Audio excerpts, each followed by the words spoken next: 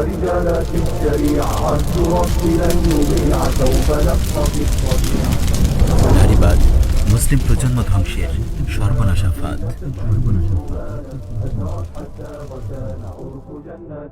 ইসলামের বিরুদ্ধে চলমান বুদ্ধিবৃত্তিক ক্রুসেডে কুফফার বিশ্বের অন্যতম শক্তিশালী মরণাস্ত্র হল নারীবাদ। এটি তাদের দীর্ঘ গবেষণার ফসল। 2007 সালে আমেরিকার কুখ্যাত থিঙ্ক ট্যাঙ্ক র্যান্ড কর্পোরেশন কর্তৃক প্রকাশিত বিল্ডিং মডারেট মুসলিম নেটওয়ার্ক শীর্ষক গবেষণা রিপোর্টে সুস্পষ্ট ভাষায় বলা হয়েছে, ইসলামের বিরুদ্ধে বুদ্ধিবৃত্তিক লড়াইয়ে নারী অধিকারের ইস্যুটি অন্যতম বৃহত্তম রণাঙ্গন এবং নারী অধিকার কর্মীরা অনেক প্রতিকূল পরিবেশে কাজ করছে। মডারেট মুসলিমদের ক্ষমতায়নের যে কোনো প্রজেক্টে লিঙ্গ সমতার প্রচার একটি মোক্ষম হাতিয়ার। আমেরিকার কুখ্যাত global policy think tank RAND corporation সম্পর্কে বিস্তারিত জানতে দেখুন আমাদের নির্মিত শর্ট ডকুমেন্টারি মডারেট ইসলাম, শতাব্দীর সবচেয়ে বড় ফিতনা। ডিসক্রিপশনে তার লিঙ্ক দেয়া আছে। কিন্তু কেন নারীবাদ নিয়ে তাদের এত হাঁকডাক? কি আছে এই নারীবাদে? ইসলামকে ধ্বংস করতে নারীবাদকে এত বেশি গুরুত্ব দেওয়ার কারণ কি? আজকের ডকুমেন্টারিতে আমরা এই গুরুত্বপূর্ণ প্রশ্নগুলোর উত্তর জানার চেষ্টা করব ইনশাআল্লাহ। নারীবাদ ও ইসলাম। ফেমিনিজম বা নারীবাদের উৎপত্তি বস্তুবাদ ও নাস্তিকতার কেন্দ্রভূমি ইউরোপে। 19বিংশ শতক জুড়ে এবং বিংশ শতাব্দীর শুরুর সময়টিকে এই আন্দোলনের প্রথম ভাগ ধরা হয়। 1960 থেকে 1980 পর্যন্ত সময়কে ধরা হয় দ্বিতীয় ভাগ এবং 1990 থেকে এর তৃতীয় ধাপ শুরু হয়। নারীবাদ আন্দোলন যখন শুরু হয় তখন আসলে ইউরোপের নারীরা অনেক ক্ষেত্রে লাঞ্ছনা ও বঞ্চনার শিকার ছিল। যেমন তাদের সম্পত্তির মালিক হওয়ার কোনো অধিকার ছিল না, বরং তারা নিজেরাই অন্য কারো সম্পত্তি ছিল। তাদের কোনো উইল বা আইনি কাগজে স্বাক্ষর দেওয়ার অধিকার ছিল না। এছাড়াও আরও অনেক লাঞ্ছনা ও শোষণের নির্মম শিকার ছিল ইউরোপের নারী সমাজ। নারীবাদী আন্দোলনের প্রথম ধাপের দাবিগুলো ছিল ভোটাধিকার, রাজনৈতিক সমতা ও আইনি অধিকার। এই হিসেবে ইউরোপে নারীবাদী আন্দোলনের শুরুর দিকের মৌলিক দাবিগুলো সঠিক ছিল। কিন্তু আন্দোলনের দ্বিতীয় ধাপ থেকে এটি যে দাবিগুলো সামনে নিয়ে আসে তা মানুষের স্বভাব প্রকৃতির সম্পূর্ণ বিপরীত। যেমন লিঙ্গ সমতা, যৌন স্বাধীনতা, কর্মক্ষেত্রে নারী পুরুষের সমান অংশগ্রহণ ইত্যাদি। এই নারীবাদের ফলস্বরূপ পাশ্চাত্য সমাজ পরিণত হয় পশু সমাজে। তারা হারিয়ে ফেলে তাদের পিতৃপরিচয়। নারীরা পরিণত হয় পুরুষের ভোগ্য পণ্যে। ধ্বংস হয়ে যায় পরিবার ব্যবস্থা। আল্লাহ তাআলা এমন পশুর জীবন থেকে মুসলিম বিশ্বকে হেফাজত করুন। কিন্তু ইসলাম আল্লাহ প্রদত্ত ইনসাফ ভিত্তিক সুষম জীবন ব্যবস্থা। এখানে জন্ম থেকে মৃত্যু পর্যন্ত মানব জীবনের সকল বিধিবিধান সুস্পষ্টরূপে বলে দেয়া হয়েছে। পুরুষের অধিকার ও কর্মক্ষেত্র, নারীদের অধিকার ও কর্মক্ষেত্র, নারী ও পুরুষের একে অপরের প্রতি দায়ী দায়িত্ব ইত্যাদি সবকিছু এখানে সুনির্ধারিত। এতে নতুন করে কিছু সংযোজন বিয়োজনের কোনো সুযোগ নেই। ইসলামী জীবন ব্যবস্থায় আল্লাহর চূড়ান্ত ইনসাফের বহিঃপ্রকাশ ঘটেছে।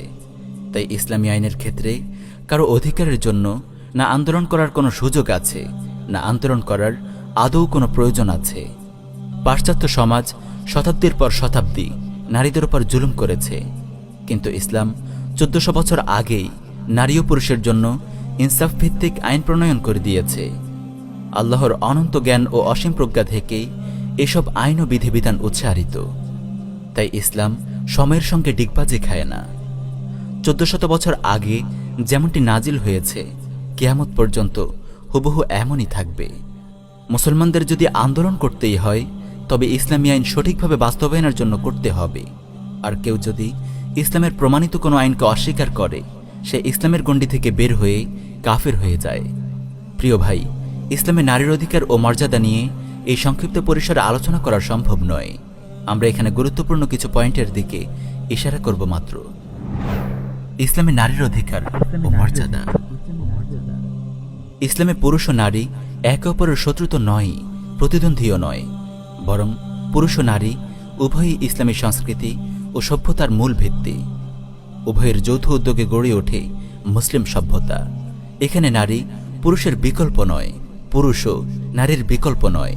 উভয়েরই রয়েছে আপন আপন যোগ্যতা ও দক্ষতা অনুযায়ী আলাদা আলাদা দায়িত্ব ও কর্মক্ষেত্র। নারীবাদীদের মতো ইসলাম নারী পুরুষকে একে অপরের প্রতিযোগী মনে করে না। এটি এমন এক ধ্বংসাত্মক চিন্তা যা মানব সভ্যতার জন্য অনেক বড় হুমকি। বরং ইসলাম তো পুরুষ ও নারীকে একে অপরের অংশ মনে করে, একে অপরের রক্ষাকারী আবরণ মনে করে। আল্লাহ তাআলা বলেন, হুন্না লিবাসুল্লাকুম ওয়া আনতুম লিবাসুল্লাহুন্না। তোমাদের স্ত্রীরা তোমাদের আচ্ছাদন, আর তোমরাও তোমাদের স্ত্রীদের আচ্ছাদন। প্রিয় ভাই ও বোনেরা, আসুন আপনাদের পরিচয় করিয়ে দেই ইসলামী সমাজের নারীর সাথে। ইসলামী সমাজ ব্যবস্থায় নারী মাতৃত্বের গর্বে গর্বিত মমতাময়ী মা। ইসলামী নারী স্নেহময়ী লাজুক বোন। ইসলামী নারী হৃদয়ের গোলাপ, প্রেমময়ী জীবন সাথী। ইসলামী নারী শ্রদ্ধা ও ভালোবাসার দাদি, নানি, ফুফু কিংবা খালা। একটিবার চিন্তা করে দেখুন, পাশ্চাত্যের পশু সমাজে এই মায়া, মমতা, শ্রদ্ধা ও ভালোবাসায় নারীকে মহিমান্বিত করার কোনো সুযোগ আছে? পাশ্চাত্যের নারী হল ভোগের পণ্য, নাইট ক্লাবের নর্তকী, মদের বারে মদ পরিবেশনকারী, পতিতালয়ের বেশ্যা, হলিউডের নগ্ন অভিনেত্রী, পর্নোমুভির শুটিংয়ে ব্যবহৃত কাঁচামাল বা তুচ্ছ সেক্স টয়, বিজ্ঞাপনের নগ্ন ছবি, অফিসে সহকর্মীর হাতে যৌন হেনস্থার শিকার কর্মচারী, দায়িত্ব নেবার ভয়ে বিয়ে না করে ফুল থেকে ফুলে ঘুরে বেড়ানো লম্পট যুবকদের যৌন লালসা মেটানোর বস্তু, রাস্তাঘাটে ধর্ষণের শিকার অসহায় প্রাণী, সামরিক বাহিনীতে পুরুষ সৈনিকদের দ্বারা ধর্ষিতা নারী সৈনিক, আর যৌবন শেষে শেষ বয়সে বৃদ্ধাশ্রমে গড়াগড়ি খাওয়া এক পরিত্যক্তা থুরথুরে বুড়ি। এই হল পাশ্চাত্যের পশু সমাজের নারী ও নারীর অবস্থান। এবার আসুন আপনাকে ইসলামী শরিয়ায় নারীর মর্যাদা ও অবস্থান দেখাই। ইবাদত ও আখিরাতের দৃষ্টিকোণ থেকে ইসলাম নারী ও পুরুষের মাঝে কোনো পার্থক্য করেনি। আল্লাহ তাআলা বলেন, মান আমিলা সালিহাম মিন যাকারিন আও উনসা ওয়া হুয়া মুমিন ফালানুহইয়ান্নাহু হায়াতান তাইয়্যিবা ওয়া লানাজজিয়ান্নাহুম আজরাহুম বিআহসানি মা কানু ইয়ামালুন। মুমিন নারী ও মুমিন পুরুষের মধ্যে যে কেউ নেক আমল করবে তাকে আমি নিশ্চয় পবিত্র জীবন দান করব এবং তাদেরকে তাদের কর্মের শ্রেষ্ঠ পুরস্কার প্রদান করব। দুনিয়াবী হুকুম আহকামের ব্যাপারে ইসলাম নারীকে তার শক্তি, সামর্থ্য ও শারীরিক গঠনের উপযোগী দায়িত্ব ও কর্মক্ষেত্র নির্ধারণ করে দিয়েছে। জন্মের পর থেকে বিয়ের পূর্ব পর্যন্ত মেয়েকে লালন পালন করার দায়িত্ব পিতার ঘাড়ে অর্পণ করা হয়েছে, আর বিয়ের পর থেকে মৃত্যু পর্যন্ত তার ভরণ পোষণের সম্পূর্ণ দায়িত্ব স্বামীকে দেয়া হয়েছে। দুর্ভাগ্যবশত বিয়ের পূর্বে মেয়েকে দেখাশোনার জন্য যদি পিতা বা বড় ভাই ইত্যাদি কেউ না থাকে, তবে বিয়ে দেওয়া পর্যন্ত তার প্রতিপালনের সম্পূর্ণ দায়িত্ব ইসলামী সরকারের। আর বিয়ের পর কোনো কারণে স্বামী মারা গেলে এবং তাকে দেখাশোনার কেউ না থাকলে তখনও তাকে দেখভালের সম্পূর্ণ দায়িত্ব ইসলামী সরকারের। সরকার তার জন্য হয়তো পর্দাসম্মত নিরাপদ কোনো কর্মসংস্থানের ব্যবস্থা করবে, কিংবা কুটির শিল্পের ব্যবস্থা করবে, অথবা সরাসরি বাইতুল মাল থেকে ভাতা দেবে। এত কিছুর পরও মেয়েরা তাদের পিতার কাছ থেকে অর্ধেক সম্পত্তি পাবে। পরিপূর্ণ পর্দা ও নিরাপত্তার গণ্ডির ভেতর থেকে তাদের সর্বোচ্চ শিক্ষা ও কর্মসংস্থান পাওয়ারও অধিকার আছে। এক কথায়, পর্দা ও নিরাপত্তা বজায় থাকলে শিক্ষা ও কর্মসংস্থানের ক্ষেত্রে ইসলাম নারীদের কোনো ধরনের বাধা দেয় না। মৌলিকভাবে পুরুষের দায়িত্ব হল সংসারের অভিভাবকের দায়িত্ব পালন এবং জীবিকা উপার্জন, আর নারীর দায়িত্ব হল গর্ভধারণ, সন্তান প্রতিপালন এবং ঘর সামলানো। আল্লাহ রাব্বুল আলামিন উভয়কেই আপন আপন দায়িত্ব পালনের উপযোগী করে সৃষ্টি করেছেন। উপার্জনের জন্য পুরুষদের তিনি শক্ত সামর্থ্য ও মজবুতকরণে সৃষ্টি করেছেন, আর নারীদেরকে গর্ভধারণের উপযোগী শরীর, জৈবিক প্রক্রিয়া ও উপকরণ দান করেছেন। তাদের বুকে দুধ দান করেছেন সন্তান প্রতিপালনের জন্য, তাদের দেহকে কোমল এবং হৃদয়কে মায়ামমতায় ভরে দিয়েছেন। আল্লাহ তাআলা বলেন, আর রিজালু কাওয়ামুনা আলান নিসাই বিমা ফাদ্দালাল্লাহু বা'দাহুম আলা বা'দ ওয়া বিমা আনফাকু মিন আমওয়ালিহিম ফাসসালিহাতু কানিতাতুন হাফিজাতুন লিল গায়বি বিমা হাফিজাল্লাহ। পুরুষ নারীর তত্ত্বাবধায়ক, কারণ আল্লাহ তাআলা তাদের একে অপরের উপর শক্তি সামর্থ্যে শ্রেষ্ঠত্ব দান করেছেন, এবং এই জন্য যে পুরুষ তাদের ধন সম্পদ ব্যয় করে, সুতরাং নেককার স্ত্রীরা আনুগত্য ও লোকচক্ষুর অন্তরালে আল্লাহ যা সংরক্ষিত করেছেন তা হেফাজত করে। রাসূলুল্লাহ সাল্লাল্লাহু আলাইহি ওয়াসাল্লাম জীবনে কখনো তার স্ত্রীর ওপর হাত তোলেননি। স্ত্রীদের সঙ্গে তার ভালোবাসা ছিল প্রবাদ তুল্য। তিনি ইরশাদ করেন, খায়রুকুম খায়রুকুম লি আহলি ওয়া আনা খায়রুকুম লি আহলি। তোমাদের মধ্যে সেই উত্তম যে তার পরিবারের কাছে উত্তম, আর আমি তোমাদের মধ্যে আপন পরিবারের কাছে অধিক উত্তম। এমনকি কোনো কারণে স্ত্রীকে ভালো না লাগলেও ইসলাম তার সঙ্গে সম্পর্ক ছিন্ন না করার এবং সুন্দর আচরণ করার নির্দেশ দিয়েছে। আল্লাহ তাআলা বলেন, ফাইন কারিহতুমুহুন্না ফাআসা আন তাকরাহু শাই ওয়া ইয়াজআলাল্লাহু ফীহি খায়রান কাসীরা। তোমরা যদি স্ত্রীদের অপছন্দ করো তবে এমন হতে পারে যে আল্লাহ তাআলা যাকে প্রভূত কল্যাণ দান করেছেন তোমরা তাকেই অপছন্দ করছো। ইসলাম কন্যা সন্তানকে সৌভাগ্যের প্রতীক হিসেবে চিহ্নিত করেছে। রাসূলুল্লাহ সাল্লাল্লাহু আলাইহি ওয়াসাল্লাম ইরশাদ করেন, মান আলা জারিয়াতাইন হাত্তা তাবলুগা জাআ ইয়াউমাল কিয়ামাতি আনা ওয়া হুয়া ওয়া দাম্মা আসাবিআ। যে ব্যক্তি সাবালিকা হওয়া পর্যন্ত দুজন মেয়েকে লালন পালন করবে, আমি আর সে কিয়ামতের দিন এরকম কাছাকাছি থাকব। এই বলে তিনি তার 2 আঙ্গুল মিলিয়ে দেখালেন। প্রিয় বোনেরা, আপনাদের জন্য আমরা সম্প্রতি সালিহাত নামে নতুন একটি চ্যানেল লঞ্চ করেছি। সেখানে ইসলাম ও মুসলিম বোনদের নিয়ে বিভিন্ন জরুরি প্রসঙ্গে আলোচনা হয়ে থাকে। চ্যানেলটির লিংক ডিসক্রিপশনে দেয়া আছে। সাবস্ক্রাইব করে আপনিও হতে পারেন সালিহাত পরিবারের একজন। নারীবাদী চক্রটি জোরসোরে প্রচার করছে গর্ভধারণ, সন্তান প্রতিপালন, পুরুষের ঘর সামলানো ইত্যাদি নারীর জন্য অপমানজনক। নারীরা এমন তুচ্ছ কাজের জন্য সৃষ্টি হয়নি। তাদেরও চাই পুরুষের মতো কর্মক্ষেত্রে সমান অংশগ্রহণ এবং ক্যারিয়ার গঠনের সুযোগ। তারাও পুরুষের সঙ্গে কাঁধে কাঁধ মিলিয়ে সভ্যতা বিনির্মাণে অংশগ্রহণ করতে চায়। চটকদার কথাগুলো শুনতে বেশ ভালো, কিন্তু এটি কত বড় একটি শয়তানি একটু চিন্তা করলেই তা বুঝে আসবে। চলুন বিষয়টি নিয়ে সংক্ষেপে আলোচনা করা যাক। মাতৃত্ব নারীর গৌরব ও মর্যাদার প্রতীক। গর্ভধারণ ও মাতৃত্ব নারী জীবনের পূর্ণতা, নারী জীবনের অনিবার্য পরিণতি। আল্লাহ রাব্বুল আলামিন নারী দেহকে গর্ভধারণের উপযোগী করে সৃষ্টি করেছেন, তাদের বুকে দুধ দিয়েছেন এবং তাদের শরীরকে নরম করেছেন যাতে তারা শিশুদের প্রতিপালন করতে পারে। নারীবাদী শয়তানগুলো বলে বেড়ায় এই দায়িত্ব পুরুষরাই নাকি নারীদের উপর চাপিয়ে দিয়েছে এবং এটি নাকি বেশ অপমানজনক। এদের আকল বুদ্ধি এরা পাশ্চাত্য প্রভুদের কাছে বন্ধক দিয়ে রেখেছে। স্বয়ং স্রষ্টাই তো তাদেরকে এভাবে সৃষ্টি করেছেন সন্তান প্রতিপালনের উপযুক্ত করে। আর মাতৃত্ব ও সন্তান প্রতিপালন কত বড় মহিমান্বিত কাজ! সুবহানাল্লাহ। দাজ্জালি মিডিয়া কিভাবে মুসলিম নারীদের মগজ ধোলাই করেছে দেখুন। নারীরাও আজ মাতৃত্ব ও সন্তান প্রতিপালনকে তুচ্ছ মনে করছে, অথচ মাতৃত্বের সমাহান মর্যাদা সম্পর্কে ইসলাম কি বলে দেখুন। এক ব্যক্তি রাসূলুল্লাহ সাল্লাল্লাহু আলাইহি ওয়াসাল্লামের কাছে এসে বলে, মানুষের মধ্যে আমার সুন্দর ব্যবহার পাওয়ার সবচেয়ে বেশি হকদার কে? রাসূলুল্লাহ সাল্লাল্লাহু আলাইহি ওয়াসাল্লাম বলেন, তোমার মা। তারপর কে? তিনি আবার বলেন, তোমার মা। তারপর কে? তিনি আবার বলেন, তোমার মা।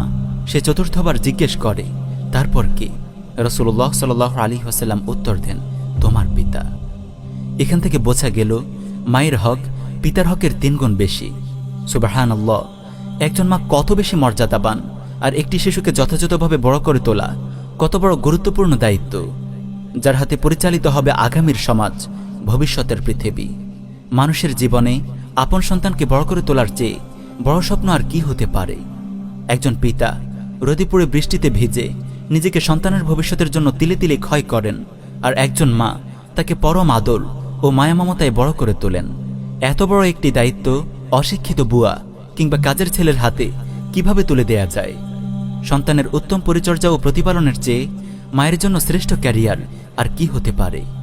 পৃথিবীর শ্রেষ্ঠ মানুষগুলো তো মায়ের যথার্থ তরবিয়তের কারণেই বড় হয়েছে।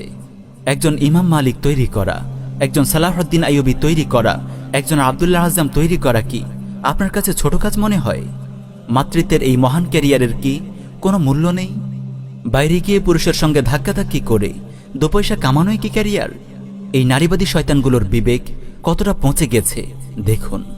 বাসায় নিজের প্রিয়তম জীবন সাথী স্বামীর সেবা করলে নাকি নারী পুরুষের দাসী হয়ে যায়, অথচ তারাই যখন অফিসে বসের সেবা করে, বিমানবালা হয়ে বিমানের যাত্রীদের সেবা করে, রাস্তাঘাটে পুরুষের উৎপীড়নের শিকার হয়, তখন সেটি হয়ে যায় ক্যারিয়ার। ছি, ধিক্কার জানাই তাদের এমন নষ্ট বিবেকের প্রতি। স্বামী যখন স্ত্রীপুত্রের মুখে হাসি ফোটানোর জন্য মাঠে ময়দানে অফিস আদালতে হাড় ভাঙা খাটুনি খাটে, মাথার ঘাম পায়ে ফেলে প্রিয়তমা স্ত্রীর সুখ ও আনন্দের জন্য জীবন বিলিয়ে দেয়, তখন সেটিকে কিভাবে মূল্যায়ন করবেন? স্বামী স্ত্রীর মধুর সম্পর্কের মাঝে দাসত্ব খুঁজে পাওয়া লোকগুলোর চিন্তাধারা কতটা নোংরা তা আর বলার অপেক্ষা রাখে না। প্রিয় বোন, তথাকথিত ক্যারিয়ার বিলাসিতায় যদি আপনারাও হারিয়ে যান, তবে জেনে রাখুন শীঘ্রই অভিশপ্ত পাশ্চাত্য সংস্কৃতির অনুসরণে এদেশেও গড়ে উঠবে বৃদ্ধাশ্রম। রঙিন ক্যারিয়ারের স্বপ্নে বিভোর হয়ে যে সন্তানকে আপনি বুয়োর হাতে তুলে দিয়েছিলেন, সেও আপনাকে বৃদ্ধাশ্রমেই ফেলে আসবে। অসভ্য ইউরোপিয়ানদের মতো আপনার জীবনও হয়ে উঠবে ধুধু মরুভূমি। এবার চলুন জানা যাক নারীবাদের প্রস্তুতি ও বাজারজাতকারী পাশ্চাত্য সমাজে নারীরা কেমন আছে। পাশ্চাত্য সমাজে নারী। নারীবাদের লীলাভূমি পাশ্চাত্য সমাজে নারীরা সবচেয়ে বেশি অরক্ষিত, অনিরাপদ এবং নির্যাতিত। অথচ নারী ক্ষমতায়ন ও নারী মুক্তির জন্য যা করার তারা সব করেছে। চলুন দেখা যাক নারীবাদ তাদেরকে কি দিয়েছে। জর্জ মেসন ইউনিভার্সিটির একটি অনুসন্ধানের রিপোর্টে উঠে এসেছে, আমেরিকার প্রতি 3 জনের একজন জীবনে একবার হলেও যৌন নির্যাতনের শিকার হয়, আর 19.3% নারী জীবনে একবার হলেও ধর্ষিতা হয়।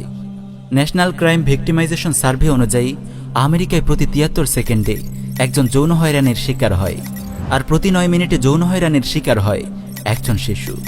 আর যৌন হয়রানিকারী প্রতি 1000 গ্রেফতার হয় মাত্র 5 জন। প্রতি 6 জনের একজন আমেরিকান জীবনে একবার হলেও ধর্ষিত হয়। শীর্ষ ধর্ষক দেশগুলোর তালিকায় শীর্ষস্থান দখল করে রেখেছে আমেরিকা, ব্রিটেন, কানাডা ও ফ্রান্সের মতো নারীবাদের প্রচারকারী দেশগুলো। নারীকে সবচেয়ে বেশি অপমানিত ও লাঞ্ছিত করা হয় পর্ন ইন্ডাস্ট্রিতে। এটি এখন গোপন কোনো বিষয় নয় যে আমেরিকা সহ পাশ্চাত্য রাষ্ট্রগুলোতেই তৈরি হয় পৃথিবীর সব পর্ন মুভি। নারীর সম্মান ও মর্যাদার কবর রচনাকারী এই অসভ্য রাষ্ট্রগুলোই আবার নারী অধিকার নিয়ে কথা বলে। শয়তানিরও একটা সীমা থাকা চাই।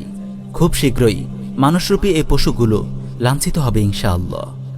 আপনি নিশ্চয় জানেন, ধর্ষণ ও যৌন হয়রানি তখনই বলা হয় যখন তা সংশ্লিষ্ট নারীর অমতে হয়।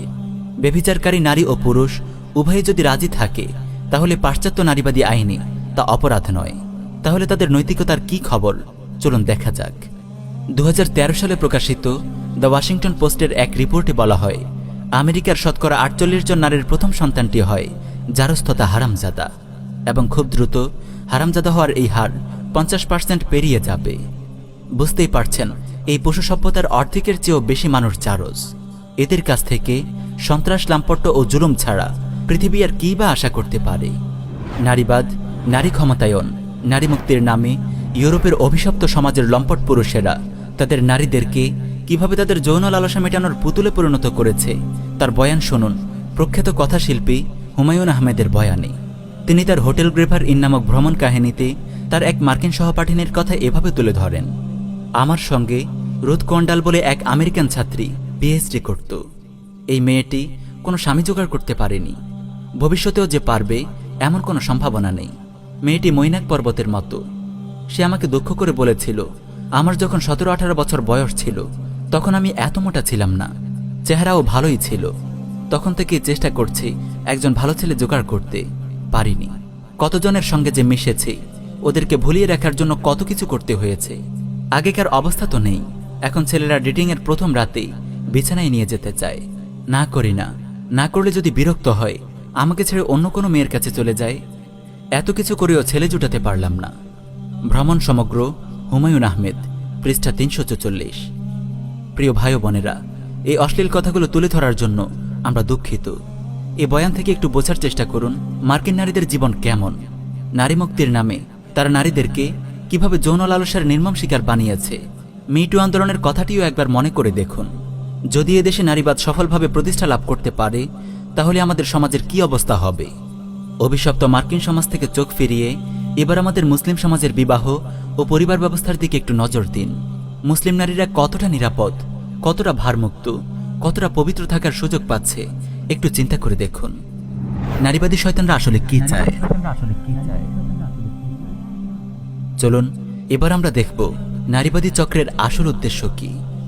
তাদের মুখ থেকেই শোনা যাক তাদের অভিশপ্ত এজেন্ডাগুলো সম্পর্কে।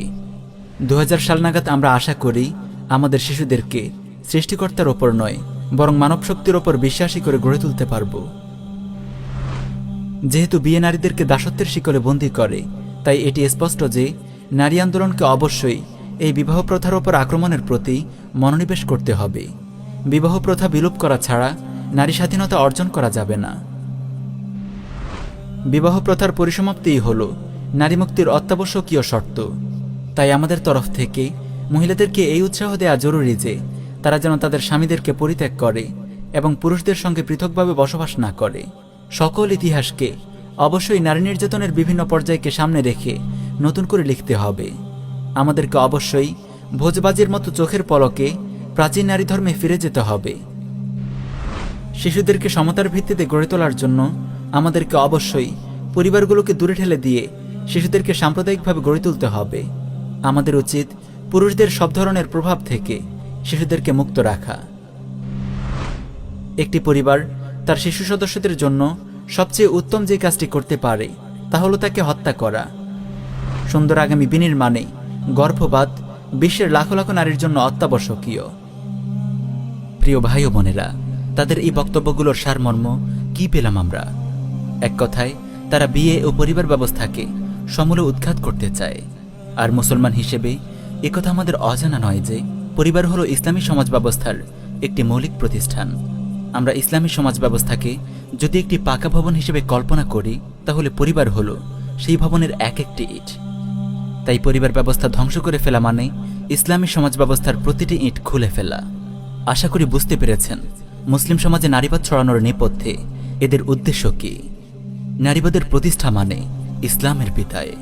তাই সাবধান বাংলার মুসলিম। বাংলাদেশে নারীবাদ ও সিডাও সনদ। ইসলাম বিধ্বংসী এই জঘন্য মতবাদকে বিশ্বজুড়ে ছড়িয়ে দিতে 1979 সালের 18 ডিসেম্বর জাতিসংঘের সাধারণ পরিষদে প্রণীত হয় সিডাও সনদ। বিশ্বের 186টি সদস্য রাষ্ট্র সিডাও সনদে স্বাক্ষর করেছে। বাংলাদেশের তাগুত শাসক গোষ্ঠী 1984 সালে ইসলাম ধ্বংসের এই সনদে স্বাক্ষর করে। নাউযুবিল্লাহি মিন যালিক। সিডাওয়ের পূর্ণরূপ হচ্ছে convention on the elimination of all forms of discrimination against women, বা নারীর প্রতি সকল প্রকার বৈষম্য বিলোপ সনদ। এই সনদের প্রথম পরিচ্ছেদেই স্পষ্ট করা হয়েছে নারীর প্রতি বৈষম্য নামে নারীকে যে কোনোভাবেই পুরুষ থেকে আলাদা করে দেখা, পুরুষ ও নারীর মাঝে যে কোনো ধরনের পার্থক্য করাই নারীর প্রতি বৈষম্য বলে বিবেচিত হবে। আর এই বৈষম্য বিলোপ করাই এই সিডাও সনদের উদ্দেশ্য। প্রিয় ভাইয়েরা, বাংলাদেশের তাগুত সরকার ধীরে ধীরে সিডাও সনদের বাস্তবায়নের পথে অনেক দূর এগিয়ে গেছে। নারীবাদের সর্বনাশা ছোবল একের পর এক আঘাত হানছে মুসলিম সমাজে। নারীবাদের মূল এজেন্ডা বিয়ে ও পরিবার ব্যবস্থা ধ্বংসের মহড়া চলছে পুরো দমে। বাংলাদেশের বর্তমান পরিস্থিতি থেকে কয়েকটি উদাহরণ দেয়া যাক। এই সনদের 16 নম্বর পরিচ্ছেদের গ ধারায় নারীকে তালাকের অধিকার প্রদান করা হয়েছে। তাগুত সরকার তা বাস্তবায়নও করেছে। আর বাংলাদেশে তার ফলাফলও স্পষ্ট। পরিবারে ভাঙন শুরু হয়েছে, ডিভোর্সের হার বেড়ে গেছে বহু গুণে। সম্প্রতি প্রকাশিত এক জরিপে দেখা যাচ্ছে ডিভোর্স পেপার যারা জমা দিচ্ছে তাদের 70.85% হলো নারী আর 29.15% হলো পুরুষ। নারীবাদের অন্যতম এজেন্ডা মুসলিম নারীদের পর্দাহীন করার তোড়জোড় এদেশে শুরু হয়েছে অনেক আগে। হিজাব পড়তে মেয়েদেরকে বাধ্য করা যাবে না মর্মে আইন পাশ করেছে তাগুত সরকার। পরিস্থিতি এমন পর্যায়ে পৌঁছে গেছে যে বিভিন্ন স্কুল কলেজে হিজাব পরা নারীদেরকে ঢুকতেও দেওয়া হচ্ছে না। এ নিয়ে উম্মাহ নিউজ চ্যানেল থেকে আমরা একটি নিউজ স্টোরিও শেয়ার করেছি, যার নাম আইডিয়াল স্কুল ট্র্যাজেডি, তাগুতি শিক্ষা ব্যবস্থার স্পষ্ট প্রতিচ্ছবি। ডেসক্রিপশনে লিংক দেয়া আছে, প্রয়োজনে দেখে নিতে পারেন।